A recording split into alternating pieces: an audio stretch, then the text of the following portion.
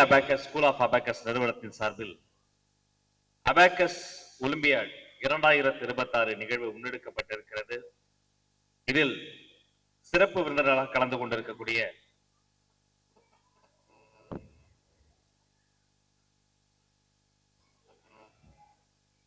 TMI foundations Sandhya அவர்களுக்கும், DFT group of schools Jebastian Robert Live அவர்களுக்கும், guest of ஆனர்ஸாக கலந்திருக்கக்கூடிய மதிப்பிற்குரிய அன்பு சகோதரர் மூத்த அரசியல் தலைவர் இதயதுல்லா அண்ணா அவர்களுக்கும், நம்முடைய உருது அகாடமியினுடைய PC doctor MD Naimur Rahman அவர்களுக்கும், எல்கே ஸ்கூல்டர்ஸ் சேர்மன் சையத் அகமது அவர்களுக்கும், டைகர் ஃபுட் நிறுவனத்தினுடைய சிஇஓ முகமது ஷிபின் அவர்களுக்கும், மற்றும் மதரசா தாஜுல் முத்தல்வலி ஜாமல் பாபு அவர்களுக்கும், மற்றும் அன்பு சகோதரர் சிறப்பானதொரு உரையை வழங்கிய பஷீர் அகமது அவர்களுக்கும், பெருந்திரளாக கூடியிருக்கக்கூடிய பெற்றோர்களுக்கும், மாணவ மணிகளுக்கும், ஊடக நண்பர்களுக்கும் அனைவருக்கும் அன்பு தமிழ் வணக்கம். பிரைஸ் தி லார்ட், அஸ்ஸலாமு அலைக்கும் என சொல்லிக் கொள்வது உங்கள் அன்பு சகோதரன் ராஜமோகன்.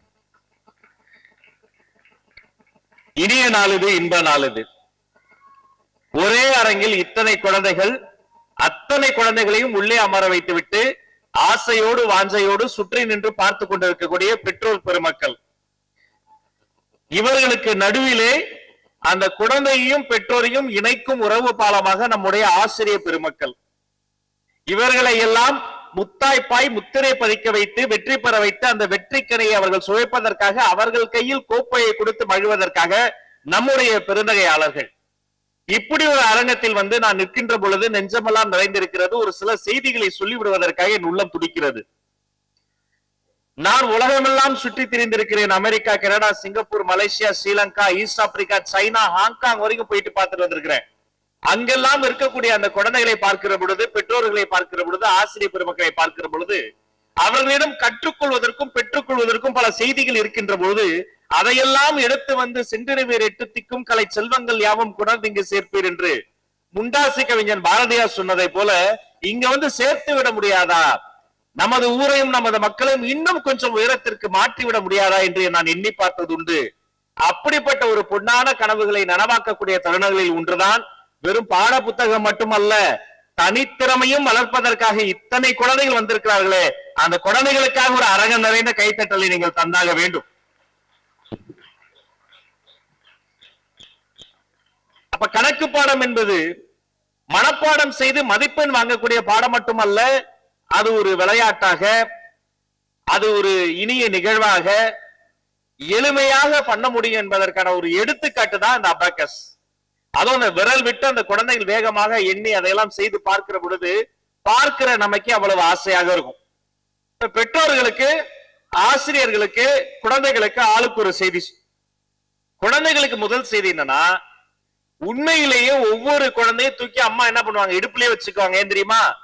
அந்த குழந்தையின் வாய் தொட்டுவிடும் தூரத்தில் இருக்கணும் கண்ணம் நினைப்பாங்க. ஒரு குழந்தை அழுதா அது பசியில அழுதா, இல்லன்னா வயிறு கோளாறுல அழுகுதா, இல்ல ஒருவா கையில முழுங்கிட்டு அழுகுதான்னு கூட யாருக்கும் தெரியாது. பீடியாட்ரிஷியன் தூக்கி போட்டா ஸ்கேன் பண்ணி பார்த்துடலாம், எக்ஸ்ரே எடுத்து பார்த்துடலாம் சொல்வார். ஆனா ஒரு குழந்தை அழுதா, அந்த மடலை முடியில் அழுதா, அந்த குழந்தை ஏன் அழுது, எதுக்காக அழுதுன்னு பெத்த தாய்க்கு தெரியும். அதனாலதான் தூக்கி எப்போதும் இடுப்புலயே வச்சுக்குவா தாய். அதே குழந்தைய தூக்கி இடுப்புல இல்ல, தோளுக்கு மேல வச்சுக்குவார் அப்பா. கடை வீதிக்கு போனாலும் எங்க போனாலும் அப்படி தோல் வச்சுக்குவார் அப்பா. அப்படி தூக்கி பிடிக்கும் கூட தான் தோளோட சேர்த்து பிடிப்பார் அப்பா. ஏன் தெரியுமா? நான் பார்க்காத உயரத்தை கூட என் பொண்ணு பார்க்கணும், என் பையன் பார்க்கணும்னு நினைப்பார். அவர்தான் அப்பா. உலகத்திலேயே வாழும் தியாகி ஒருத்தர் இருக்காருன்னா அந்த அப்பா தான். இங்கேயே நிறைய தியாகிகளை பாக்குறேன். பையனை உள்ள விட்டுட்டு, குழந்தைய உள்ள விட்டு, அந்த அம்மா முன்னாடி விட்டுட்டு பின்னாடி நின்று எட்டி எட்டி தெரியுதா தெரியலையா நம்ம பையன் தானே அப்படின்னு எட்டி எட்டி பார்க்கக்கூடிய அந்த தியாகசீலர்களை நான் பாக்குறேன். அப்பா அம்மா ரெண்டு பேருக்கு ஒரே ஆசை. என்ன ஆசை? என் குழந்தை ஜெயிச்சிடணும்னு ஒரு ஆசை. இங்க கிளாஸ் கூட்டு வரும்போது என்ன சொல்லுவாங்க, சார் மேடம் எப்படியாவது என் பையனை பிரைஸ் வாங்க வைங்க. தன்னுடைய குழந்தையை ஜெயிக்கணும்னு நினைச்சா அதுக்கு பேரு அப்பா அம்மா. தன்னிடம் படிக்கக்கூடிய எல்லா குழந்தையும் ஜெயிக்கணும்னு நினைச்சா அவங்க தாங்க ஆசிரியர்கள், டீச்சர்ஸ். இல்லைன்னா இந்த குழந்தைகள் வந்து இத்தனை பெரிய பரிசுகளை வாங்கவே முடியாது. இந்த குழந்தைகள் அதை புரிஞ்சுக்கணும். உலகத்துல தெய்வம்னு ஒண்ணு இருக்குன்னா நாம் தொட்டு வணங்க வேண்டிய தெய்வம் தாய், தந்தை, ஆசிரியர் பெருமக்கள் தான். அது இப்ப புரியாது, நீங்க கொஞ்சம் வளர்ந்த பிறகுதான் புரியும். எல்லாருமே ரொம்ப குட்டிஸா இருக்கீங்க. சரி, அப்பா அம்மாவுக்கு ஒரு செய்தி என்னது? எந்த ஒரு விஷயமா இருந்தாலும் வீட்டுல இருந்ததாங்க தொடங்குது. குழந்தைகளின் முதல் ஸ்கூல் என்ன தெரியுமா? வீடு. குழந்தைகளின் முதல் ஆசிரியர் யார் தெரியுமா? அப்பா அம்மா. காலையில குழந்தை எழுப்பும் போதே அன்பா செல்லம் கொடுத்து உற்சாகமா செல்ல குட்டி ராஜாத்தி கலெக்டர் டாக்டர் எந்திரிடி தங்கம் அப்படின்னா எந்திரிக்கும். காலைல எந்திரிக்கும் போதே கத்த வேண்டியது எரும மாடு மாதிரி தூங்குது பாரு. எப்ப பார்த்தாலும் இப்படி எழுந்திருக்கிறியா இல்லையா, ஸ்கூலுக்கு டைம் ஆச்சு, அப்படி கத்தக்கூடாது. நீங்க உற்சாகமா அப்படி சந்தோஷமா என் செல்லம் என் தங்கம் என் வைரம் என் சாமி அப்படி உற்சாகமா எழுப்பணும். வெளிநாடுகள்லாம் பார்க்கிற பொழுது அந்த குழந்தைகளிடம் பேசுகிறதை அவர்கள் அந்த குழந்தையோட உரையாடல் செய்கிறதை பார்க்கிற பொழுது அவ்வளவு மதிப்பு மரியாதையோட பேசுறாங்க. ஆனா நாம மட்டும் என்ன பண்றோம்? காலையில அடிச்சு எழுப்பி குளிப்பாட்டி வாயில போட்டு எதையா போட்டு திணிச்சு ஒரு டைய கட்டி பெல்ட்ட போட்டு கூட்டு போய் அந்த ஸ்கூல் வேன்லயே ஆட்டோல கொண்டு போய் திணிச்சு போ போ போ போன்னு இந்த ஒரு படத்துல நம்ம நண்பர் சசிகுமார் வந்து துரத்துற பாருங்க, சம்போ சிவ சம்போன்னு. ஏன் அவ்வளவு பதட்டம்? ஒரு அரை மணி நேரம் முன்னாடி எழுந்துட்டோம்னா வாழ்க்கை அவ்வளவு இனிமையா இருக்கும். நிதானமா பல்லு விளக்கி பொறுமையா குளிச்சு ஒரு இட்லி இருந்தாலும் பொறுமையா நிதானமா சாப்பிட்டு நல்லா சாமி கும்பிட்டு எல்லா புக்கையும் எடுத்து வச்சு வண்டி வர்றதுக்கு முன்னாடியே நின்னு வண்டி வரும்போது நிதானமா ஏறி எல்லாருக்கும் டாட்டா காமிச்சு அப்படி ஒரு நாள் தொடங்கினா அந்த குழந்தை எவ்வளவு உற்சாகமா இருக்கும். அதுக்கு பதிலா வாஷிங் மிஷின்ல போட்ட துணி மாதிரி போட்டு அந்த குழந்தைய போட்டு அடிச்சு விரட்டா எப்படி இருக்கும் யோசிச்சு பார்த்துங்க. அப்ப நம்ம என்ன பண்ணோம்? வீட்டில் இருந்தே இனிமையான சூழலை இந்த குழந்தைகளுக்கு நம்ம சொல்லி தரணும். அந்த குழந்தைகளினுடைய அப்பா அம்மா தான் முதல் பெற்றோர். இன்னைக்கு ஸ்கூலுக்கு லீவ் போட்டுரு, டீச்சர் திட்டுவாங்க, பரவாயில்ல ஜோரோன்னு போய் சொல்லு, பாட்டி செத்துட்டாங்கன்னு சொல்லு, சொல்லி தராதீங்க. ஒரு குழந்தைக்கு ஒரு லீவ் லெட்டர் எழுதும்போது கூட பொய் பேசுவது எளிது என்பதை சொல்லி தராதீங்க. அதற்கு பதிலாக உண்மையை பேச சொல்லித்தாங்க. என்ன ஹோம்வொர்க் செய்யலையா? பரவாயில்ல, ஹோம்வொர்க் செய்யல, உண்மையை போய் சொல்லு. திட்டுவாங்க, பரவாயில்ல வாங்கிக்க, நாளைக்கு கண்டிப்பா முடிச்சு வந்துருவேன்னு சொல்லு. அப்ப வாய்மை, உண்மை, நேர்மை அதையெல்லாம் வீட்டிலிருந்தே சொல்லி தருவதுதான் தாய்மை. அப்ப வீட்டில் இருக்கக்கூடிய அப்பா அம்மா தயவு செய்து இனிமையாக பேசுங்கள், நல்லதை பேசுங்கள். அவர்களுக்கு நல்லா பேசணும், நல்லதான் பேசணும். அதற்கு நீங்க வீட்டில் இருந்தே அதற்கு சொல்லிக் கொடுத்து அனுப்புங்கள். இதை போன்ற தனித்திறமையெல்லாம் நீங்க வளர்த்துக்கணும். ஒரு 2 வாரம் முன்னாடி நான் அமெரிக்கா போறதுக்கு முன்னாடி தமிழ்நாடு அரசு சார்பில் விமான நிலையத்திற்கு போய் ஒருத்தருக்கு அரசு மரியாதை கொடுத்து பூங்குத்து கொடுத்து பொன்னாடை போட்டி வரவேற்பு செய்து வரவேற்றோம். அவர் யார் தெரியுமா? ஒரு 10-12 வயசுல ஒரு பக்கம் ஒரு கீபோர்டு, இன்னொரு பக்கம் இன்னொரு கீபோர்டு. ஒரு கீபோர்ட்ல ஜனகணமன இந்திய தேசிய கீதம், இன்னொரு பக்கம் கீபோர்ட்ல அமெரிக்காவின் தேசிய கீதம். இரண்டையும் ஒன்றாக நன்றாக வாசித்தான். அந்த இசை குழந்தை லிடியன் நாதஸ்வரத்திற்கு தமிழ்நாடு அரசு வரவேற்பு கொடுத்து மரியாதை கொடுத்து கூட்டு வந்தோம். அதற்கு காரணம் அவருடைய தனித்திறமை. விஸ்வநாதானந்த் எல்லாருக்கும் தெரியும், ஆனா பிரக்ஞானந்தாவை உலகத்திற்கு இப்பதான் தெரியும். 2 பஸ் மாறி அவங்க அம்மா ஒரே ஒரு லஞ்ச் பாக்ஸ்ல தயிர் சாதம் கட்டிக்குவாங்களாம். 2 பஸ் மாறி போய் டெய்லி செஸ் ட்ரைனிங் போய் இன்னைக்கு விஸ்வநாதன் ஆனந்த் தொட்ட உயரத்தை அவருடைய வயதில் 4 ஒரு பங்கு இருக்கக்கூடிய சின்னஞ்சிறுவன் பிரக்ஞானந்தா தொட்டு விட்டார். அப்ப உலகம் முழுக்க சவால் விடக்கூடிய பல்வேறு விஷயங்களை தனித்திறமையால் சாதிக்கக்கூடிய எத்தனையோ குழந்தைகள் வந்து விட்டார்கள். அவர்களா நமக்கு எடுத்துக்காட்டு. அப்ப நண்பர்களே, தயவு செய்து ஒவ்வொரு குழந்தைக்கும் ஒரு தனித்திறமை இருக்கும். நீங்க பண்ண வேண்டியது ஒன்னே ஒண்ணுதான், என்ன தெரியுமா? அவனை டிஸ்டர்ப் பண்ணாம இருந்தாலே போதும், குழந்தை தானா ஷைன் அவுட் ஆயிடும்.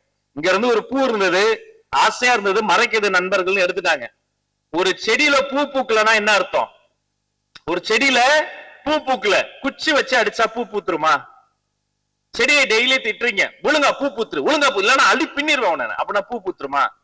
ஒரு செடியில் பூ பூக்கலன்னா அதுக்கு காரணம் அந்த செடி கிடையாது, அந்த செடியினுடைய என்விரான்மெண்ட், அங்க இருக்க மண், நாம விடுற தண்ணி, அங்க வர்ற சூரிய ஒளி, அதோடைய உரம், அதோடைய நேரம், அதோடைய வேகம், இவ்வளவு சரியா பண்ணா தானா செடி பூ பூக்கும். அதே மாதிரிதான் ஒரு குழந்தை நீங்க நினைத்த மாதிரி ஷைன் ஆகலன்னா அது காரணம் அந்த குழந்தை கிடையாது. நீங்க குச்சி வச்சு அடிச்சாலும் தினந்தோறும் ஏசுனாலும் திட்டினாலும் அந்த குழந்தை ஷைன் அவுட் ஆகாது. எப்ப ஷைன் ஆகும் தெரியுமா?